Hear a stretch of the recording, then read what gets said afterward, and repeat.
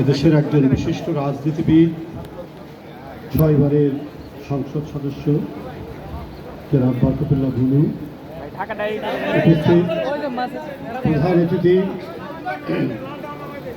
প্রধান অতিথি গণপ্রজাতন্ত্রী বাংলাদেশ সরকারের স্থানীয় সরকার পল্লী উন্নয়ন সমবায় মন্ত্রীর এক দুঃসহ সময়ে যিনি দলের নেতৃত্ব নিয়ে আজকে আমরা একটি সফলতার জায়গায় এসেছি। বিএনপির সংগ্রামী মহাসচিব মির্জা ফখরুল ইসলাম আলমগীর, উপস্থিত নেতৃবৃন্দ এবং ক্রীড়া সংগঠন, তারাই আজকে এখানে উপস্থিত হয়েছেন। সালাম ভাই ঢাকা সিটি কর্পোরেশন দক্ষিণের প্রশাসক, কিন্তু তিনি নিজে একজন দক্ষ সংগঠক। মনির ভাই তো তার বলে গেলেন। এখানে খোকন আমার সহকর্মী, তিনি একজন ভালো ফুটবলার ছিলেন। সবাই মিল্লাত ভাই প্রত্যেকেই ক্রীড়ার সাথে জড়িত ছিলেন, রাজনীতিও করেছেন, সব থেকেই সফল ছিলেন তারা।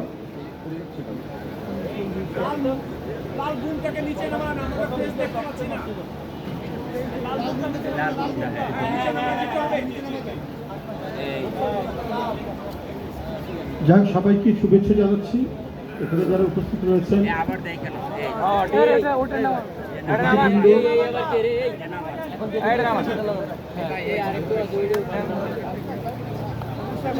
সবাইকে শুভেচ্ছা জানাচ্ছি।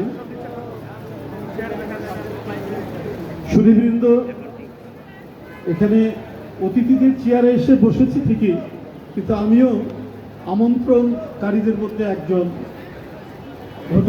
হতে পারতাম, কিন্তু হয়নি। আমাকে অতিথি হিসেবেই নিয়ে এসেছেন আমার বন্ধু লোকর হোসেন ভূঁইয়া। আমরা তার উপরে সব দায়িত্ব দিয়ে রেখেছিলাম।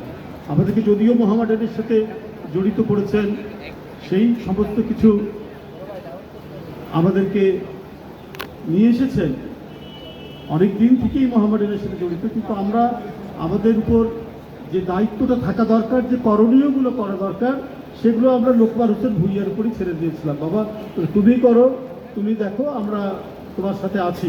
এটাই ছিল আমাদের এক ধরনের মনের কথা, সেইভাবেই চলে এসেছে।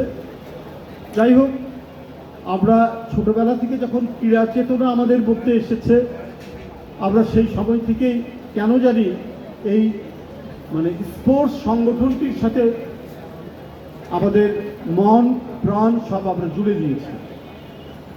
আমি 70 দশকের শেষের দিকে যদি বলি, ওই সময় আমরা কলেজ পার হয়ে ইউনিভার্সিটিতে ভর্তি হচ্ছি। এই সময় তুমুল জনপ্রিয় হচ্ছে ফুটবল। বাংলাদেশে ফুটবল খুব জনপ্রিয়, ক্রিকেট জনপ্রিয়তার অত উপরে আসেনি যেটা ফুটবল ছিল, এবং সারা দেশের তরুণরা যেন বিভক্ত মোহামেডান এবং আবাহনীর মধ্যে। আমি সেই তরুণদের মধ্যে একজন ছিলাম সেই সময় 79-78-এ, যে মোহামেডানকে সমর্থন করা শুরু করেছিলাম। কি কারণে করেছি না করেছি এটা জানতাম না, শুধু কোনো একজন বিখ্যাত ব্যক্তির একটি সাক্ষাৎকার আমি পড়েছিলাম সেই সময় দৈনিক পত্রিকায়। তো তাকে জিজ্ঞেস করেছে যে আপনি ওই সময়ের জনপ্রিয় দুইটি দল মোহামেডান এবং আবাহনী, তো এর মধ্যে আপনি কাকে সমর্থন করেন? তখন এটা নিয়েই ক্রীড়া বলতেই তখন এগুলো নিয়েই আলোচনা হতো। তো বিখ্যাত লোকেরা, তিনি কিন্তু একজন অভিনেতা ছিলেন, আমার যতটুকু মনে পড়ছে, তো তিনি বললেন যে আমি অত শত বুঝি না, আমি ঐতিহ্য আমাকে টানে। তো গোটা সাক্ষাৎকার পড়ে আমি বুঝতে পারলাম যে তিনি মোহামেডানের সমর্থক। এই ঘটনাই আমাকে অনুপ্রাণিত করে, এবং সেদিন থেকে এই সংগঠনটির সাথে জড়িত হয়েছে। কারণ এই যে ঐতিহ্য আমাকে টানে যে কথাটি বলেছিলেন সেই প্রখ্যাত গুণী ব্যক্তি, পরে দেখলাম সেই ব্রিটিশ আমলে কলকাতা থেকে শুরু করে মোহামেডানের যে ঐতিহ্য, সেই ঐতিহ্যের ধারাবাহিকতায় আজকে এই জায়গায় এসে দাঁড়িয়েছে। সুতরাং এই সংগঠনটিকে সমর্থন করা যায়। এবং তখন থেকেই মনের মধ্যে প্রথিত হয়ে গেল যে আমাদের যে ক্রীড়া চেতনা, সেই ক্রীড়া চেতনায় আমরা মোহামেডানের সমর্থন। তাই যখন আমাদেরকে এর সাথে অন্তর্ভুক্ত করলো লোকমান ভূঁইয়া, আমরা নির্দ্বিধায় এটার সাথে যুক্ত হলাম। কারণ নিজের প্রিয় সংগঠন, নিজের প্রিয় ক্লাব, নিজের মানে প্রিয় যে পরিসর, সেখানে যদি অন্তর্ভুক্ত হতে দেখি তো নিঃসন্দেহে সেটা মনের মধ্যে ভালো লাগবে। কিন্তু আমি আগেই বলেছি যে সমস্ত দায়িত্ব সেই পালন করতো। আমরা এখানে মানে এর সদস্য হিসাবে যে দায়িত্বটা পালন করার কথা সেটা আমরা করতে পারিনি, কিন্তু ভালো লাগাটা থেকে গেছে। এবং খবরের কাগজে যখন মোহামেডানের বিভিন্ন সাফল্য দেখতাম, সেই সাফল্যে নিজের হৃদয় উদ্বেলিত হয়ে উঠত, আনন্দিত হতাম।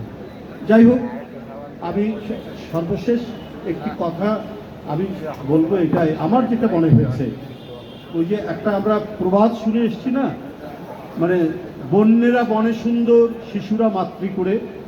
যার সাংগঠনিক প্রতিভা আছে, আমি সংগঠন বলতে পলিটিক্যাল সংগঠন বলছি, আমি স্পোর্টস সংগঠন বলছি, যারা এর প্রতিভা আছে, যারা ভালো খেলতে পারে, যারা দক্ষ এবং এই খেলাতেই যারা মেধাবী, তারা যেন সমান সুযোগ পায়, তারা যেন জায়গা পায়। মানে তার কাস্ট, তার ক্রিড, তার রাজনৈতিক রং কি, এই দিয়ে যেন কোনো খেলোয়াড়কে বিবেচনা করা না হয়। এই সর্বনাশ হয়ে গেছে কিন্তু আমাদের 16-17 বছর। বিশ্বাস করবেন কি করবেন না, একজন প্রখ্যাত ক্রিকেটার আমাদের এই দেশে, সে মানে দলে আসুক, কোন দল করবে আমাদের দেখার দরকার নাই, কিন্তু সে আমাকে টেলিফোন করেছিল। এবং আমার সাথে আমাদের একজন মহিলা নেত্রী নিপুণ রায় চৌধুরী ছিল, তাকে টেলিফোন করেছে, আমাকে টেলিফোন করেছে। সে বললো যে ভাই, আমি তো স্পোর্টসম্যান, আমি তো ক্রিকেটার, আমি নির্বাচন করতে চাই বিএনপি থেকে। খুবই আনন্দিত হলাম। আমি বললাম, তোমার মতো একটা ছেলে যদি আসে, আমি ওইভাবে চাই না যে তুমি খেলা ছেড়ে চলে আসো, কিন্তু তুমি করতে চাও, নিশ্চয়ই আমি রাজি আছি। এটা 2018 সালের আগের কথা বলছি। ঠিক পরে দেখলাম সে আরেকটি রাজনৈতিক দল থেকে সে নির্বাচন করে এমপি হয়েছে। তারপর মনে হয়েছে তার উপর চাপ প্রয়োগ করা হয়েছে, তাকে নানাভাবে উৎপীড়ন করা হয়েছে, এবং তার যে খেলার যে প্রতিভা এবং তার জাতীয় আন্তর্জাতিক যে পরিচয় খেলার মাধ্যমে, সেটিকে নিশ্চিহ্ন মুছে দেওয়ার জন্য নানাভাবে চাপ প্রয়োগ করে তাকে নিয়ে যাওয়া হয়েছে তার দিকে। এটা কেন? এটা তো হতে পারে না। এই যে আমিনুল আজকে ক্রীড়া মন্ত্রী হয়েছে, ও তো খুব বরেণ্য একজন ফুটবলার ছিল, সে গোটা জাতির নেতৃত্ব দিয়েছে ফুটবলে গোটা বিশ্বে। আমি তার মধ্যে দেখেছি খেলার ক্ষেত্রে আমি কোনো বর্ণ বৈষম্য এবং তার রাজনৈতিক রং কি হবে, তার রাজনৈতিক রং থাকা যাবে কি না এবং কি হবে, আমি তার সাথে অনেক ইন্টারাকশন করেছি, মিথস্ক্রিয়া হয়েছে, আমি তার মধ্যে পাইনি। যদিও সে তখন বিএনপিতে মোটামুটিভাবে একজন দক্ষ নেতা হিসাবে নিজেকে গড়ে তুলেছে, কিন্তু স্পোর্টসের ক্ষেত্রে যে প্রতিভাবান, যার যোগ্যতা আছে, যার দক্ষতা আছে, যার মেধা আছে, তাকেই তো নিয়ে আসতে হবে। আমি আপনাদের কাছে বলে রাখি শুধু একটি কথা, যারা এখানে দাঁড়িয়ে আছেন, যার নেতৃত্বে সরকার গঠন করা হয়েছে, আমাদের প্রধানমন্ত্রী তারেক রহমান, আমি তার মধ্যেও কিন্তু দেখিনি যে সব ক্ষেত্রে, কি স্পোর্টস, কি কালচার, কি গায়ক, কি গায়িকা, প্রত্যেকটি ক্ষেত্রে দল বাছাই করতে হবে, ও আমার লোক, সে তার লোক, এইটা তার বিবেচনার মধ্যে নেই। এবং আমি দৃঢ়তার সাথে বলতে চাই, একজন ক্রিকেটার, একজন ফুটবলার, একজন অ্যাথলেট, সে যদি এই জাতির সন্তান হয়ে থাকে, সে যদি তার মেধা এবং দক্ষতার পরিচয় দিয়ে সে যদি আন্তর্জাতিক মান হয়ে থাকে, তার রাজনৈতিক পরিচয়, তার পিতার পরিচয়, তার বাবার পরিচয় যাই থাকুক না কেন, সে মূল্যায়িত হবে, সে জায়গা পাবে, সে স্থান পাবে। তার কোনো রং বিভাজিত করতে পারবে না, কোনো রং দিয়ে তাকে সরাতে পারবে না তার নিজস্ব অবস্থান থেকে। সেই পরিস্থিতি, সেই প্রক্রিয়াটাই ইনশাল্লাহ সেটা তৈরি হচ্ছে, সেটা তৈরি হবে জনাব তারেক রহমানের নেতৃত্বে।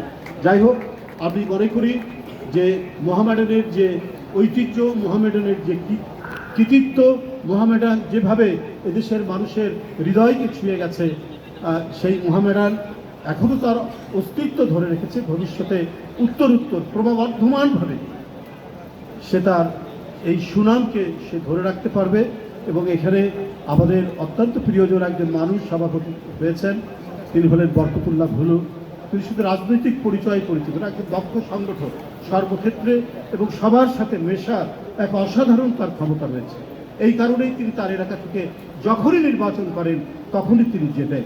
এবং তার মতো একজন মানে আমি বলবো যে খুব ক্ষিপ্র, তীব্র, দক্ষ মানুষ যেখানে নেতৃত্ব দিচ্ছেন, সেই সংগঠনটি মানে স্পোর্টস সংগঠন, এটা একটি ক্রীড়া সংগঠন, কিন্তু ক্রীড়ার অনুরাগী মানুষদেরকে তিনি আনন্দিত করবেন। এই ক্লাবটির যে নানা শাখা আছে, সেই শাখার বিভিন্ন প্রতিযোগিতামূলক মানে যে প্রতিযোগিতা হবে, সেখানে মোহামেডানের যে কৃতিত্ব, সেই কৃতিত্বটা তিনি আগের মতো ফিরিয়ে নিয়ে আসতে পারবেন এবং সেটা বাড়বে। তার সাথে লোকমান হোসেন ভূঁইয়া সেটাও এটাকে ধরেই রেখেছে। আমি তাদের সাফল্য কামনা করছি। নতুনভাবে তারা নির্বাচিত হয়েছেন। জনগণ প্রত্যাশা করে, সারা দেশের মোহামেডানের যারা অনুরাগী আছেন তারাও প্রত্যাশা করেন মোহামেডান তার সাফল্য, তার কৃতিত্ব এবং তার অতীতের উজ্জ্বলতা নিয়ে ফিরে আসবে সবার কাছে। সকলকে ধন্যবাদ। খোদা হাফেজ।